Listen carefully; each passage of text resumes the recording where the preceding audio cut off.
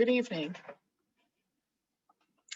I am Amy Cutler, President of National Council of Jewish Women, Michigan, and I am very happy to welcome you to our program this evening, Sustainability, Act Now to Secure the Future. I know that you will be glad you took this opportunity to attend tonight. The Jewish concept of tikkun olam, repairing the world, compels us to do everything in our power to protect and repair our planet. Tonight's program is just one step in the right direction toward achieving that goal.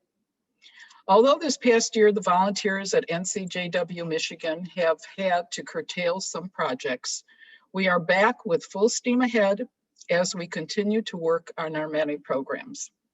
I invite you to check out our website, ncjwmi.org. I am sure that you will find something that will be of interest to you. And now I would like to turn the mic over to Barb Rosenthal, one of our NCJW Green Committee members. Barb? Thank you, Amy. I'd like to also thank and welcome everyone tonight to this very important and informative webinar. I'm sure that when the presentations have finished, you will have learned much about sustainability and how you can contribute. Our guests this evening are Dr. Robert Mehrens and Dr. Deborah Rowe.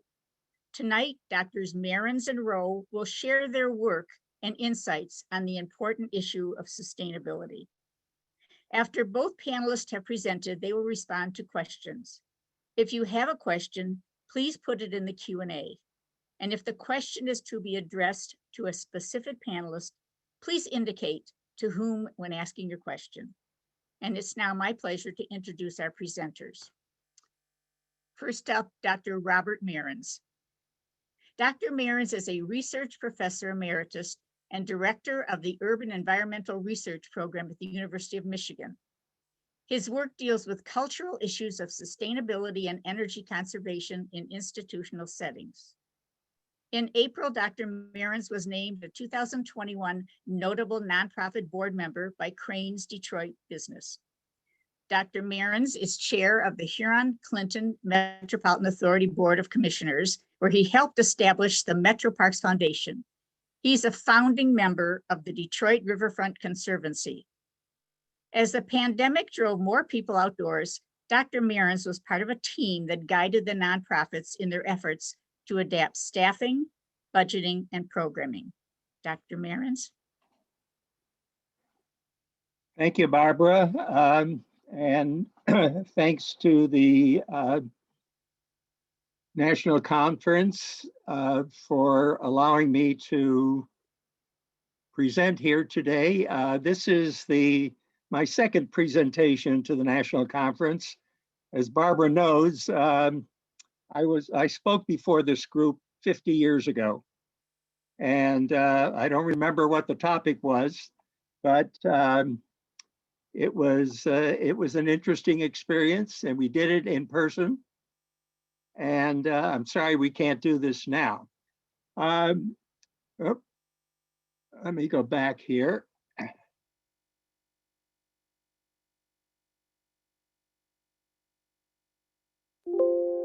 Okay, well, this is a propitious time to be talking about sustainability and climate change, given the unprecedented heat waves and the wildfires that are taking place in the western part of the United States, the hurricanes that have taken place in the Caribbean recently, and the unusual weather that we've been experiencing here in the Midwest as a result of that, including the flooding that has taken place. And the recent issue of AARP, which dealing with climate change and what those of you over 50 can do about it. And finally, there are so many things happening right now at the University of Michigan, which I'll talk about in a moment. And I want to give you first an overview of what has been going on at the University of Michigan since 2010 and where it's going over the next 30 years. And then I'll conclude with with some ideas on what might be done by individuals and households in terms of dealing with issues related to climate change. Well, the 2021 is a significant year because there are a number of things that have happened and will be happening this coming fall, which I'll talk about in a moment. But going back in 2010, the university set up what was called an sustainability integrated assessment. That is looking at a variety of things that were going on around campus in a somewhat of a disjointed way, dealing with energy conservation in buildings, transportation around campus, the bus systems and so forth, sustainable foods, waste, purchasing, maintenance of grounds and the natural environment, and something called culture. And this integrative assessment resulted in a set of goals that were established by Mary Sue Coleman for 2025. And part of that effort was something called the Sustainability Cultural Indicators Program, or SCIP, which began in 2012 and which I had a hand in creating and have been involved in that since that time. It's involved surveys that have taken place over a number of years, right up till 2018. In 2019, President Mark Schlissel established a commission on carbon neutrality, sort of building on the work that had been done in the past.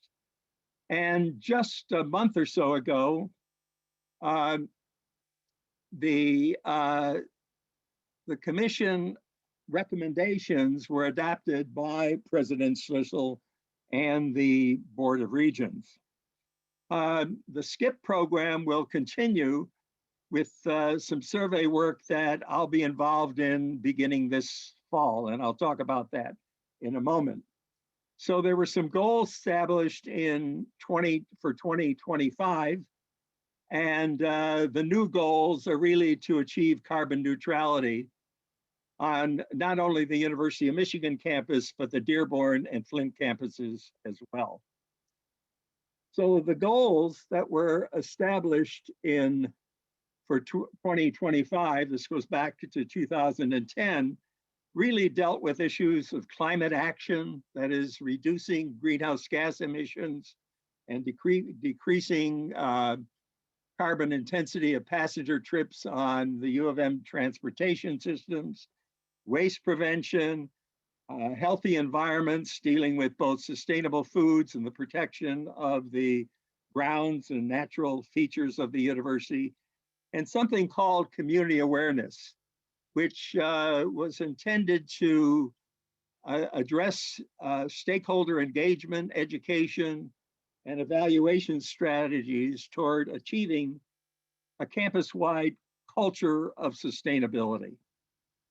Now, when we talk about a culture of sustainability, we were really trying to educate and engage students, faculty, and staff in various activities around the whole issue of sustainability. The evaluation part of it involved measuring and monitoring our progress as we were moving toward a culture of sustainability, with the idea of learning from this experience and informing engagement activities and educational programs as we move forward. So these are some of the kinds of engagements that students and faculty and staff were involved in over the past decade. And there are many things that have been going on in terms of students' engagement on campus and the courses, increasing number of courses dealing with sustainability in all parts of the university, not only in the School of the Environment, but in the medical school, law school, and so forth. The evaluation part of it, the measuring and monitoring and evaluation, is really summarized in this short video that we prepared a few years ago. So let me run through this now. There is an increasing awareness that issues of climate change and environmental degradation have become more pressing. While we have the technological know-how to reduce CO2 emissions and conserve and maintain natural resources, we lack the political and societal commitment to deal with these issues in a timely manner and to recognize that societal changes are needed. That is, society needs to shift from a culture of consumerism toward a culture of sustainability. A culture of sustainability requires individuals, households, and organizations to become aware of short-term and long-term consequences of their actions on humans and ecosystems, and to adjust their behaviors to effectively deal with the challenge. Many universities, corporations, and cities are committed to implementing sustainability in their community, but the University of Michigan is unique in its efforts to measure and monitor progress in moving towards a culture of sustainability. The work is being done through a partnership of the university's Institute for Social Research and Graham Sustainability Institute, and involves annual surveys taken by students, faculty, and staff in order to measure levels of awareness and behavior regarding energy conservation, waste reduction, protecting the natural environment, and sustainable foods. The surveys are designed to evaluate, analyze, and improve the policy, plant operations, and educational programs at the university. Visit us online to learn more at sustainability.umich.edu. So as I mentioned earlier, the Sustainability Cultural Indicators Program is something that I've been directing for the past decade now. And we're right now preparing for surveys that will be conducted in this coming fall, not only at the Ann Arbor campus, but also in Dearborn and at Flint. So let me present some of the findings from the earlier surveys running from 2012 to 2018, dealing with engagement, levels of awareness, and selected behaviors. We asked a whole series of questions about engagement, both within the university and outside the university. And what was interesting in terms of engagement inside the university, there were slight increases among the students, but for faculty and staff, there really wasn't much change. But when we asked questions about engagement outside the university, you can see that there was a significant jump among students between 2015 and 2018 in their voting for candidates for public office because of his or her position on sustainability issues. Involvement in different organizations outside the university, giving money to organizations, serving in leadership roles, those were fairly flat among the students. Now, for the staff, you saw an increase in their giving money to sustainability organizations and advocacy groups, and also volunteering, getting involved. Faculty, a big jump in their voter participation and in giving money. So you had almost 7 out of 10 people voting for someone because of their position on a sustainability issue. In 2017, the athletic department of the university decided they were going to launch a zero waste program at the stadium during the football games where they're drawing over 100,000 spectators. Zero waste is something that had been taking place at other Big Ten universities and universities throughout the country, but the University of Michigan athletic department was a little late in getting into it. So they asked us to help them assess the program during the first year. And this involved marketing efforts, both in the local newspapers, the university newspapers, on the big video screens, and then having all these recycling, composting bins and signage posted throughout the stadium. So as part of our survey, we asked 3 questions. How aware are you of the sustainability efforts at the big house? Did you participate in it? And of course, how many games did you go to during the past year? So you can see that obviously these things go up for the most part with the greater number of games that you attended. So among the students who attended 5 or 6 games, just 60% of the students were aware of the zero waste program, and a third of them participated in it. For faculty and staff, a much higher number, 8 and 10, 80%, were aware of the program, but only about half of them participated in it. So this information was fed back to the athletic department, and we don't know exactly how they're using it, but hopefully we'll see improvements in the program this coming fall. We asked a whole series of questions regarding various kinds of behaviors, and you can see that over time, there were slight increases in waste prevention behavior among students and the staff, but for faculty, waste prevention behavior went down over that period of time. Conservation behavior involves turning out lights when you leave the room, turning off your computer when it's not in use. Things decreased, much to our surprise. And travel behavior, again, students, their use of bicycles, walking decreased over time.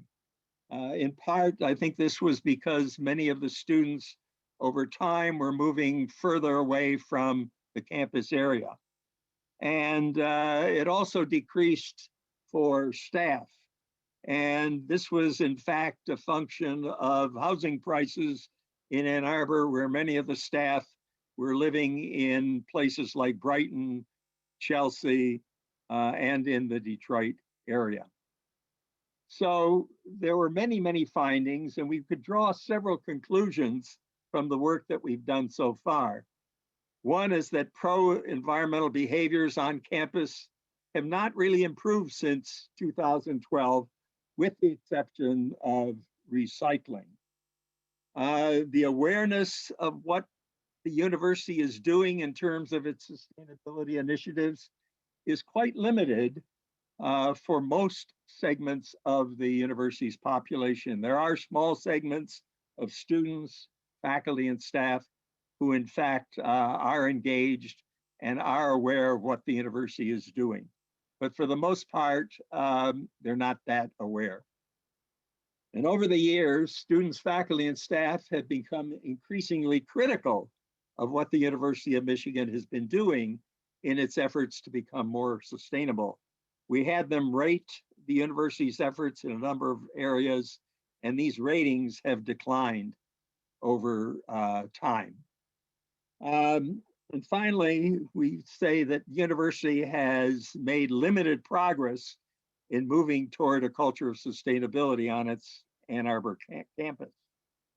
So we've concluded that changes in moving toward a culture of sustainability has been slow and is really not easy to achieve.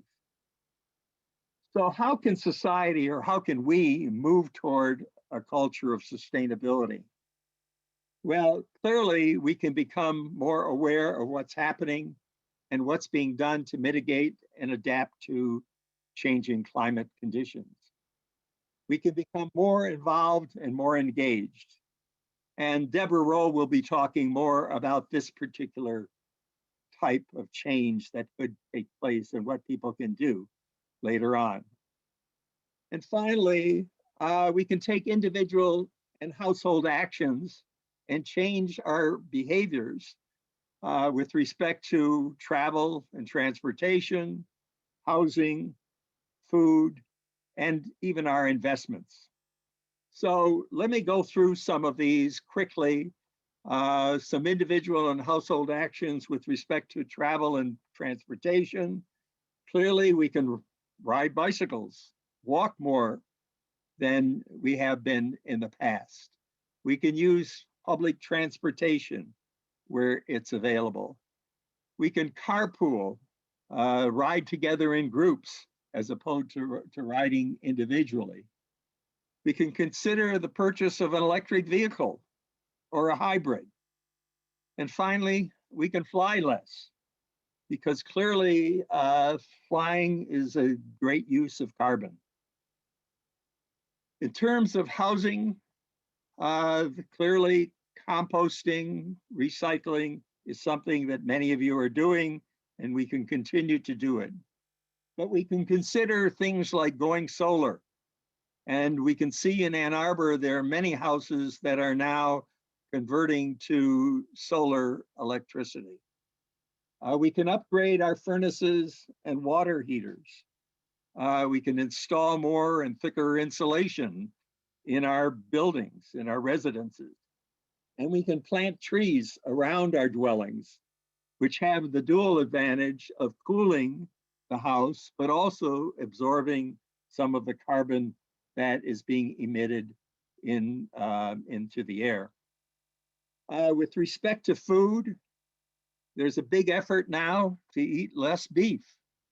And I can talk later on about some of the things that are going on at the university resident halls in terms of how they're promoting this. We can try beef substitutes. And there's all kinds of vegetarian packaging now that's available in the supermarkets and so forth. Shopping at farmers markets is a good way to promote local activity and eating in a more healthy way. And at the same time, we can think about starting a vegetable garden wherever you may live. Finally, with respect to investments, there are all kinds of things that are being promoted now, more green investments. There are a lot of ESG funds, that's environment, society, and governmental funds that are doing quite well at the present time, investing in wind, solar, and these beyond meat products that exist. We can consider divesting from fossil fuel stocks.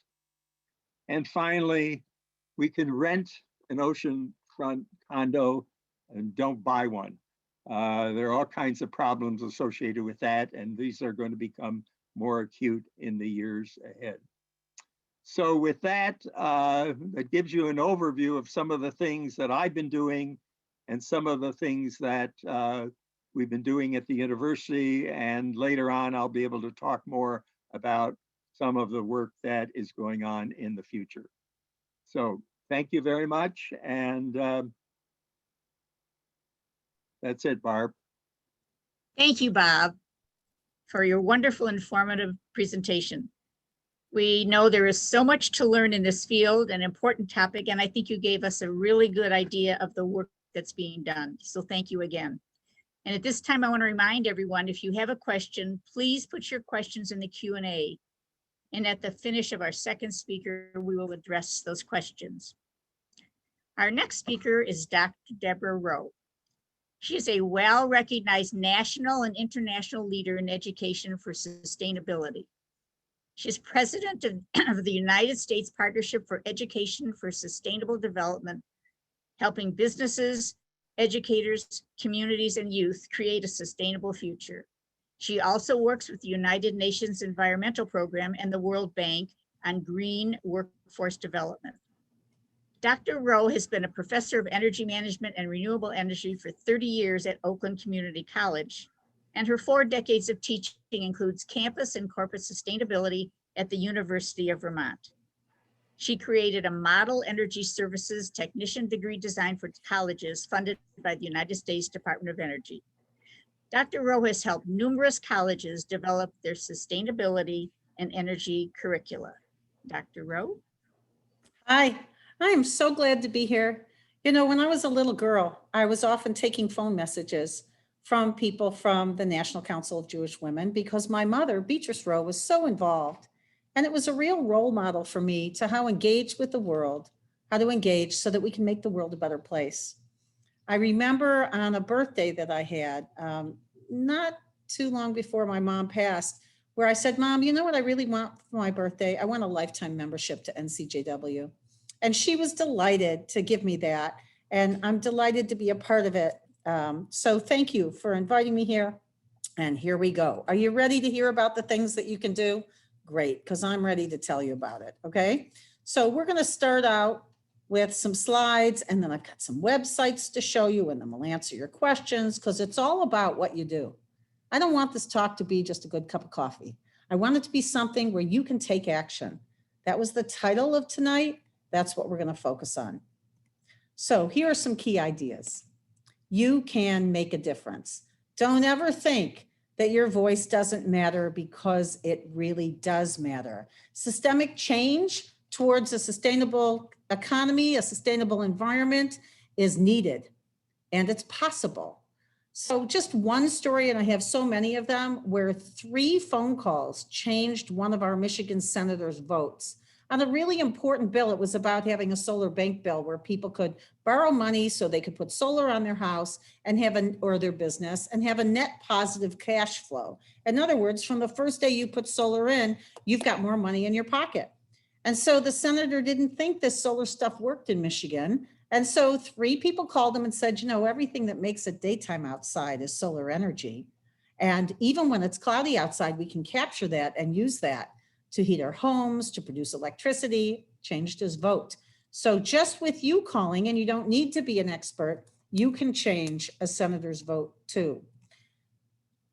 I will come back to that because right now there is a crucial set of bills going through the House. And if you can engage with our elected representatives, you can really make a difference. So the other thing is your pollution matters, also known as your carbon footprint when it comes to climate change.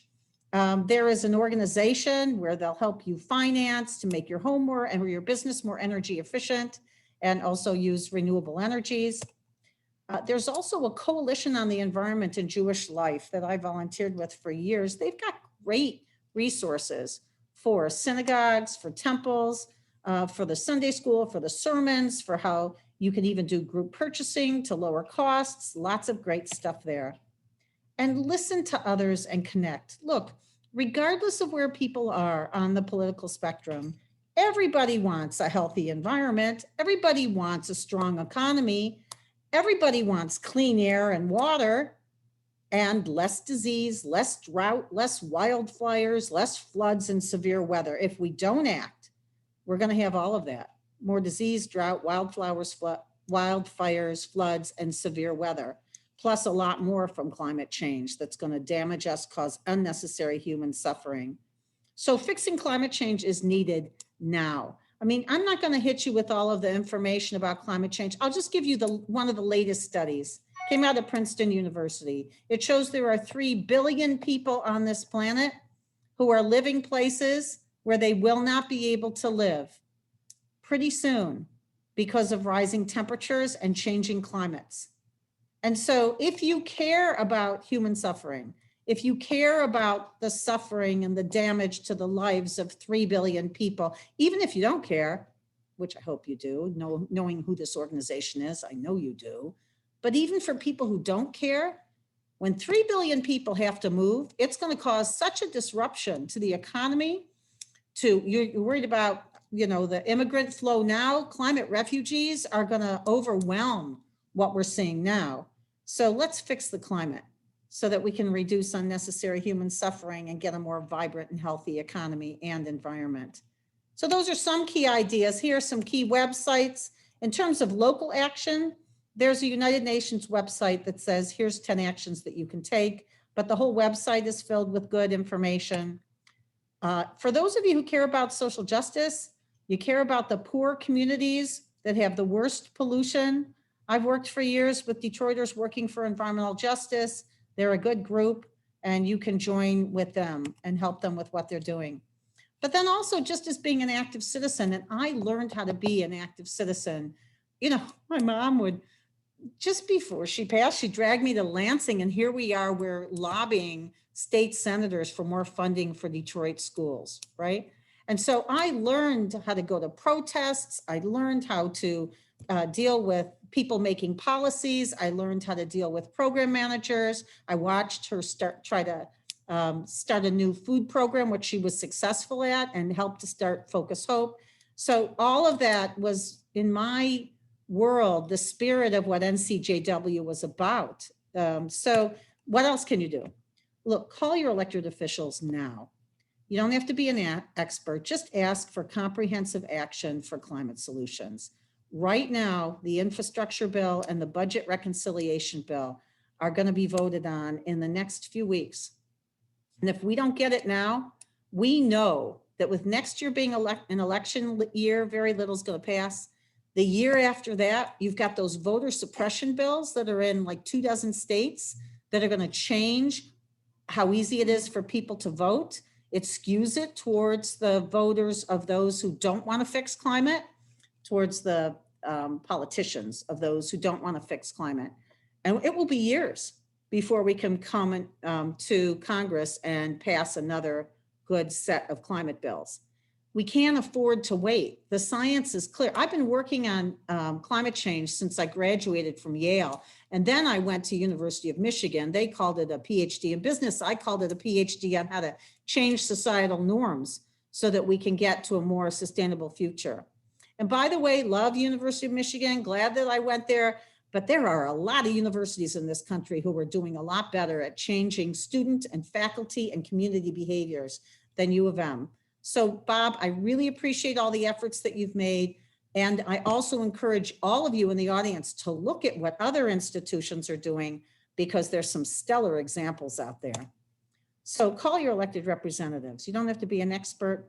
Tell them to vote for the climate solutions legislation that are right now being looked at in the infrastructure bill and the budget reconciliation bill. The main message is go big on climate solutions.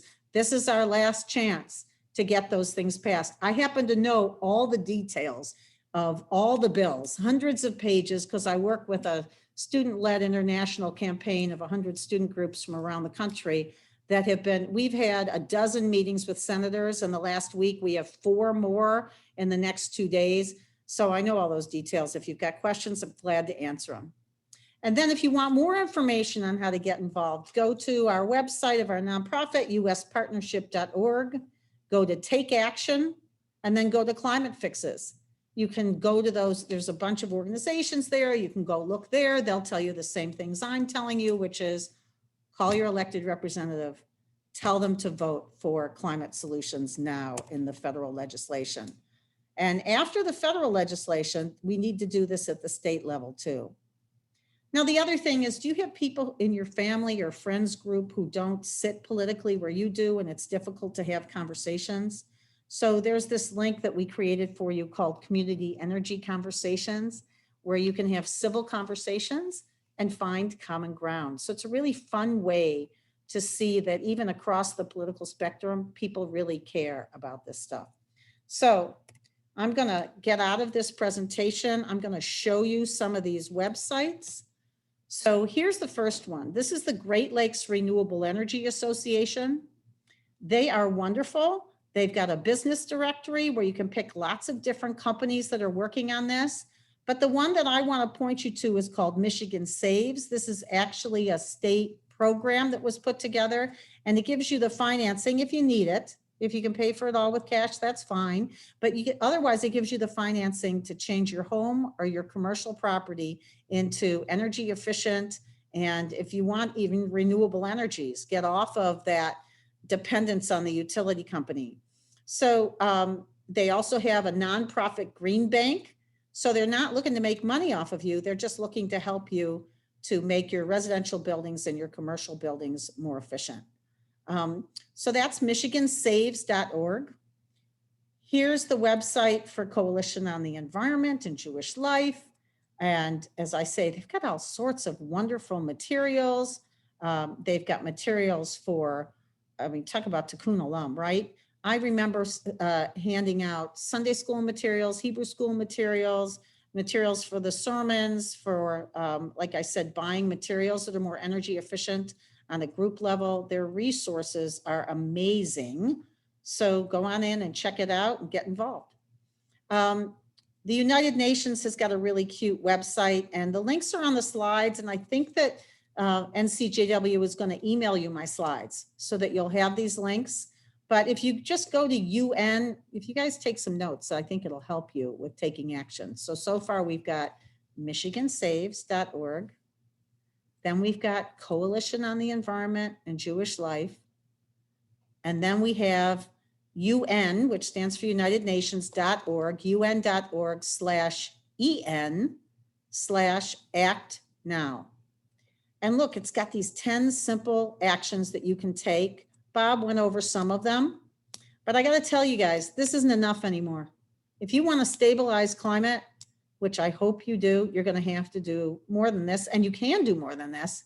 I just read a fantastic article about what's going to happen with Chicago with climate change and how they are at risk for having sewage all over the streets of Chicago because of the volatility of the level of the Great Lakes, and they can't get their sewage system to work correctly. It was on the front page of the New York Times.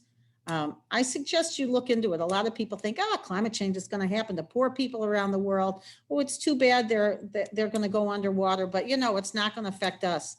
That is a false narrative. That is not true.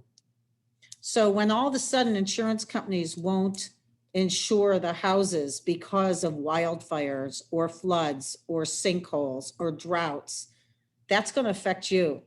When the government is spending all this money on emergencies, instead of spending the money now on preventing those emergencies, that's going to affect you and your kids and your grandkids.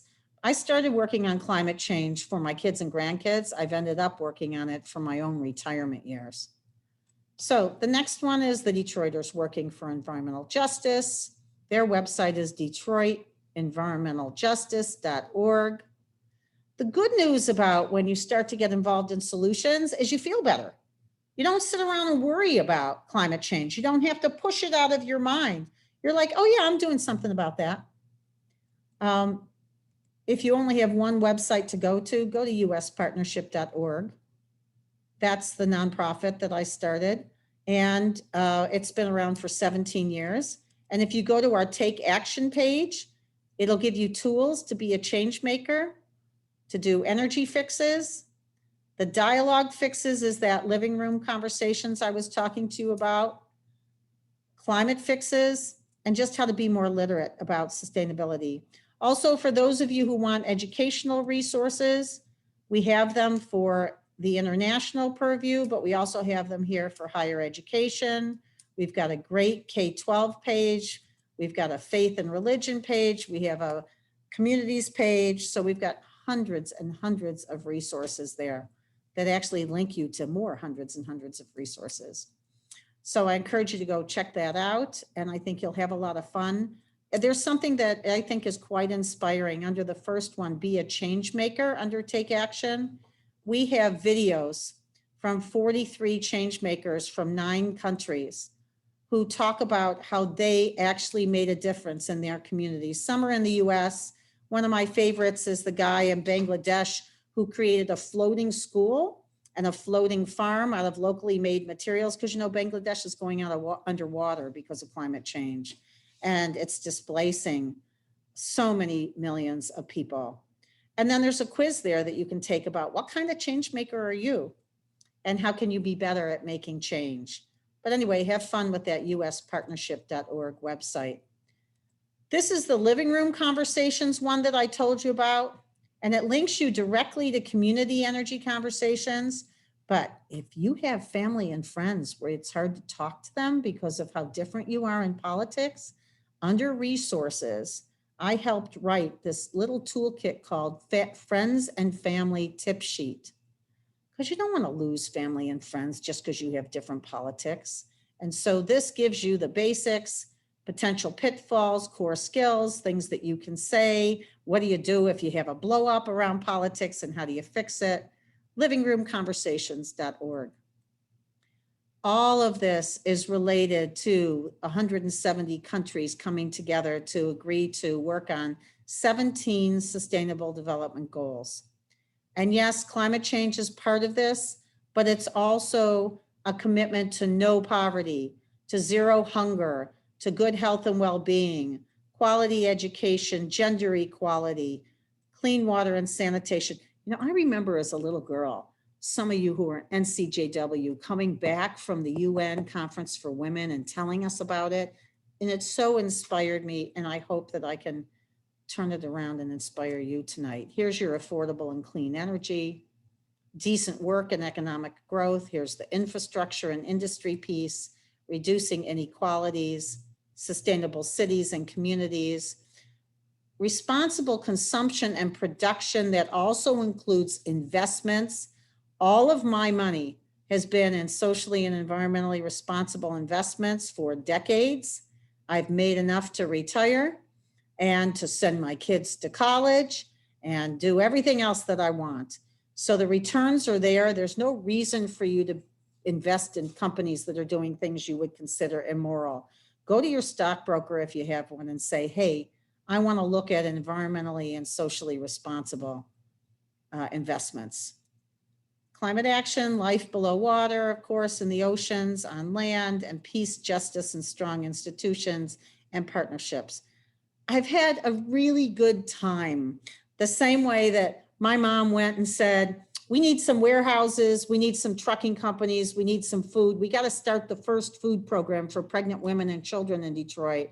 I used that same spirit. Or when you all started that ombudsman program, you know, where you're ombudsman for the kids in the courts, so impressive. So much else that you do. I can't list it all, of course. So what I then did is I went to the World Bank and I said, hey, what are you doing with green workforce development? Using the same ideas as to what I learned from you.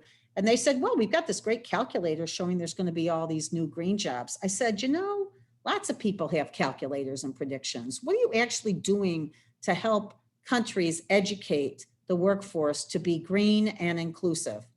And they said, not as much as maybe we should. You want to do an event together. And so last February, we did this wonderful event where we brought the employers who were doing the clean energy transition and the green economy to the educators and saying, here's what you need to do. So you can be a change agent like that too for a sustainable future. Glad to talk to you about it some more. If any of you want to get involved in these other sustainable development goals on a national or international level, I run 3 fellows programs. You give me 2 to 3 hours a week. I'll give you a project. You'll have a choice of projects. You can pick one you want to work on, and you'll make a difference at either the national or international level, and you'll be given the title of being a fellow from one of these organizations. So let me know if you're interested in that. Just got off the phone earlier today with America is All In.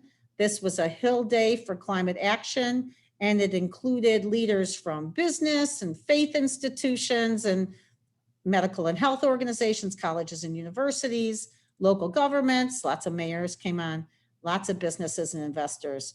So you can check out America is All In. I've got this super cute, it's only 1 minute. So let me just play this silly. You got to keep a sense of humor about all this too, video about this. Look, I'm no tree hugger, but I know this much. We've got to go all in on solving this climate change thing. Walmart's all in to help communities live better. McDonald's is all in because we only have one planet to feed our communities. Charlotte's all in because everyone deserves clean air and water. I'm all in because I'm a celebrity. I'm all in for my kids' and grandkids' futures. I'm in it for the jobs. We're all in because we can believe in God and science at the same time. We're all in for more energy-efficient homes. We're also celebrities. Oh, let's not get ahead of ourselves.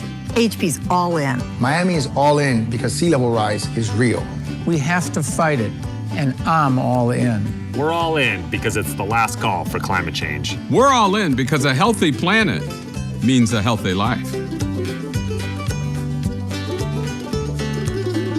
That's a wrap. Guess we can add solved climate change to my Wikipedia page. Look, I'm no tree hugger, okay, but I know that that gives you just a taste of some of the social media that we've been using to show that all sectors of society are asking for climate solutions. And what that one person said, this is the last call for climate change. It truly is. If you dig into the science, we've just got to do it now. So those are some of the things that you can do. I'm glad to answer questions. I'm glad to be here with you. Thank you for your inspiration, for all that I've done, and thank you for everything you're going to do in the future. Thank you, Debbie, for educating us. Your mother would be very proud. I think the websites you've shared have inspired us, and I would encourage people to check out the websites and to get involved. And I thank you, Debbie. You have really made us think and look at things, and hopefully people will check out the websites. Thank you again for your participation.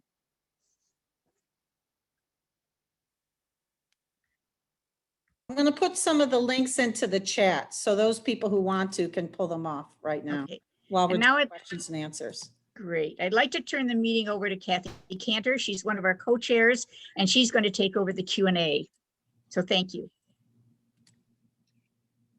Thanks, Barb, and a huge thank you to Dr. Marins and to Dr. Rowe for really filling us in and educating us on this critical topic.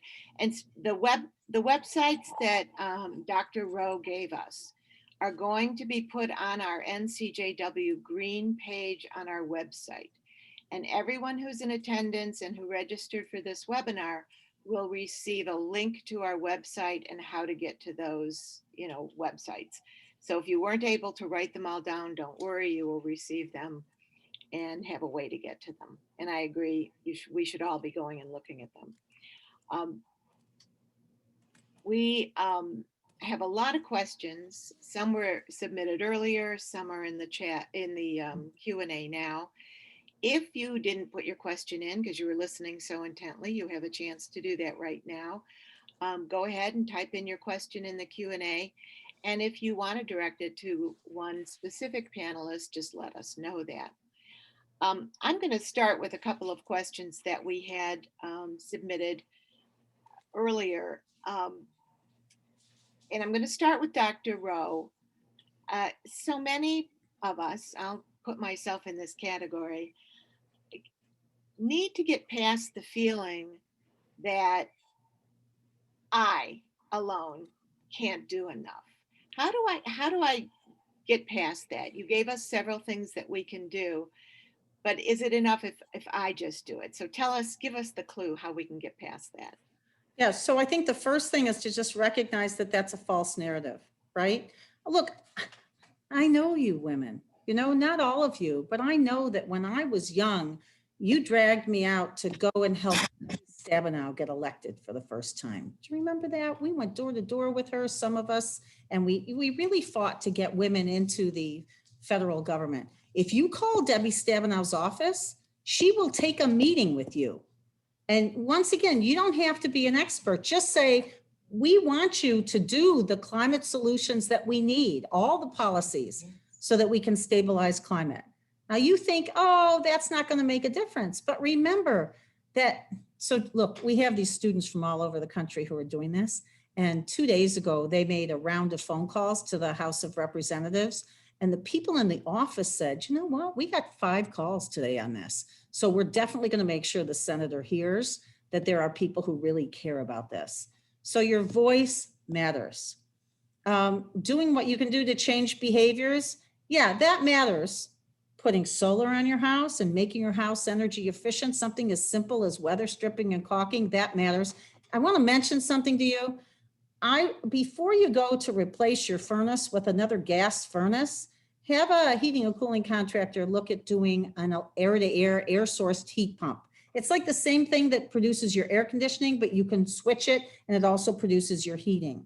The reason why is because we're going to move to electrify everything in this country as much as we can. And then we're going to use wind and solar, which is cheaper now than fossil fuels, to produce the energy that we need. You combine that with battery storage, other types of storage, and we've got a net zero community, which is what we need. And you may think, oh, that's not possible. In 2012, the National Renewable Energy Labs did a stunning analysis that just confirms what a lot of others have already known in other analyses, that we can get today cost effectively 80% of our electrical needs in this country from renewable energies. And a woman who's on the Public Service Commission in Massachusetts, I remember she turned to me at a conference, she says, you know, Deb, if we just do the offshore wind, it can produce 200% of the electrical needs of this country. Here's what you got to know. The solutions are there. They're already cost effective. This is an issue of political will. So call those representatives. And by the way, you don't have to be from the state of the senator that you call. You just say, your decisions are affecting me, and I want to let you know, Senator Manchin in West Virginia, or Senator Sinema in Arizona, and Mark Kelly, or Senator Tester in Montana. I want you to know, I want you to go big on climate. I want you to go all in. So our senators are pretty good in Michigan, but don't assume that our House reps are. And so call your House of Representatives, and also make sure you call those state legislators too. So here's what I say. You only think you can't do anything if you don't do anything. Once you start getting involved, you see how it can make a difference. There's a wonderful community here of people who've gone to make their homes and businesses more energy efficient and using solar, and they're great people to be in community with. Bring them in for the next speakers. They'll tell you about it. I'm going to put a quick plug in for the action alerts that we send out from NCJW Michigan. I'm going to say, when you get these action alerts about climate change, about any of the things that Dr. Rowe and Dr. Marins have talked about, follow through and do it. We usually give you a little script, and we give you the phone numbers and how to contact the legislators. So please listen to our panelists and follow through. That's a great plug for our action alert. Those are great. I've seen them, and don't wait for just those. If you go to uspartnership.org to the Take Action page on climate, we have scripts for you right there that you can use. Perfect. That's great. I'm going to turn to Dr. Marins, and I wanted to talk to you a little bit about the President's Commission on Carbon Neutrality that Dr. Schlissel has started. How is that really going to affect or impact you and the other U of M faculty members over the next couple of years? Oh, you're muted, Dr. Marins.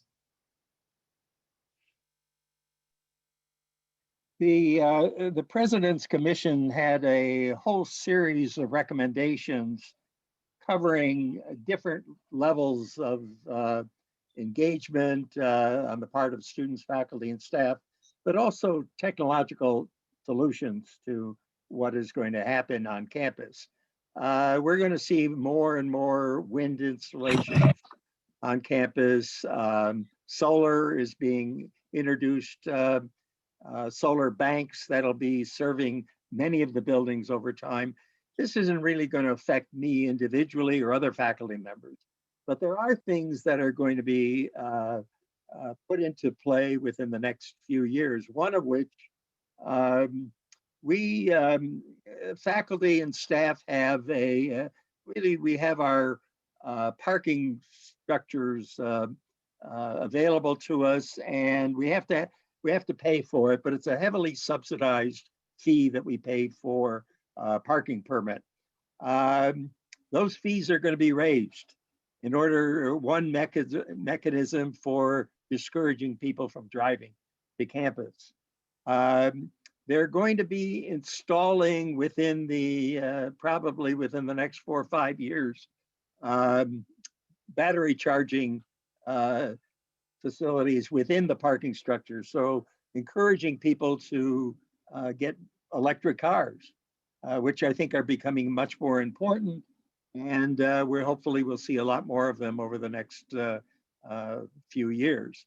Another factor, another thing that is going to be come into play, they're going to discourage faculty from travel, particularly international travel, which is not going to be received quite readily by the faculty. They're going to be putting a surcharge on any international travel or any travel that is going to take place with respect to conferences, meeting on research projects with colleagues around the country and around the world, and so forth. So they're going to encourage more of this kind of communication. Zoom meetings is going to become much more important for faculty in the future. The university set up a few years ago, a university farm. And beginning next week, I believe, they're going to be having farm markets on campus, right on the central campus. And the idea is to encourage more and more people, faculty, staff, students, to begin to buy local foods because of the produce that is being grown on the campus farm. And this is going to be introduced into the resident halls as well. I was on a meeting the other day where they're talking about how they're going to discourage students from eating particularly red meat. Chicken, turkey, things like that are okay. But they really want to get people away from beef and red meat. And there are all kinds of programs that are going to be initiated in the next, over the next several months.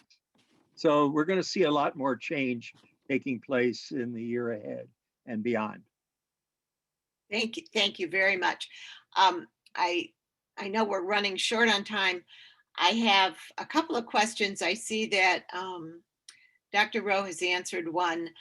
We had a question: what one activity would you tell an individual to do in their own daily life to impact climate change and sustainability? Dr. Rowe has answered, I would never say to do only one thing. I would suggest they start with one and then do more.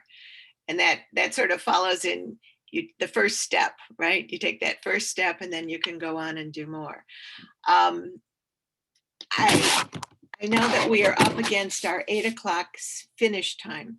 So I guess fairly quickly, if I could ask each of our panelists to just give us the one takeaway that you want all of us to leave this webinar with, and one thing. I know that's going to be hard since already Dr. Rose said you can't just do one thing, but if you had to pick the most important of the many things that we should leave with, what would you say is tops on your list? Let's start with Dr. Mehrens, and I'm sorry, let's start with Dr. Rowe because I know you have a time crunch. Yeah, after I answer this, I actually have to go because I've got hundreds of students who are going to get on a different Zoom in 2 minutes, and we have to prepare for meetings with 5 senators. So what I would say to you is go to uspartnership.org, just because it's an easy website to remember. Click on Take Action and take action. That's what I would say. You know, I would even suggest, given how great NCJW is, that you create a subcommittee that can help everybody in this community do more and more and more. I know you've got the Green Committee or whatever you're calling it, but really, time-wise, it's crucial to get these climate policies through now. If you know anybody who's got a business is saying, yes, we need to have the climate solutions now. That voice really needs to be heard. You can call as an individual as well, but here's what I say, go have fun. These solutions are fun to implement. It feels great to be a part of it, and go take action, uspartnership.org. Thank you, everybody. Thank you for your comments about my mom in the chat, you guys. I really appreciate it. Thank you so much. Thank you so much. And go on and do your next thing because the night never ends for you. So, thank you. Thank you, Dr. Rowe. And Bye. Dr. Mehrens, what would you say is the one takeaway that you really, the most important? One simple thing that everyone can begin to think about is driving less. Clearly, you don't have to make 5 trips to do shopping, pick up a prescription, drop off a kid, whatever it is. Try to combine those trips if you can. So driving less is really one thing that I think could have an impact. Great. Thank you so much. And this has been such a wonderful, wonderful presentation by both you and Dr. Rowe. We really appreciate it. I think it gave us all a lot more understanding of what we can do for sustainability. And we appreciate your generosity in spending your time here tonight. Before we sign off, I want to remind everyone that you can rewatch this webinar by going, not immediately, but in a couple of days, to the NCJW Michigan website, which, as our president Amy said, is ncjwmi.org. And while you're there, you will be able to take a look at our previous NCJW Green webinars. They're all still on there, archived, in case you missed them. And I also want to mention that you can also find some of the activities that NCJW Green is doing, our Plastic Bags to Plastic Mats project, our Plastic Free July activities, and our NCJW cloth bags, which you can purchase to use for your shopping excursions. So I encourage you to go to our website and check it out. And one final thank you to our fantastic presenters, Dr. Robert Marins and Dr. Deborah Rowe. And thank you to all of you for coming tonight to join us in learning about sustainability and being a part of saving our planet. Tikkun olam. Have a great rest of your evening. Good night.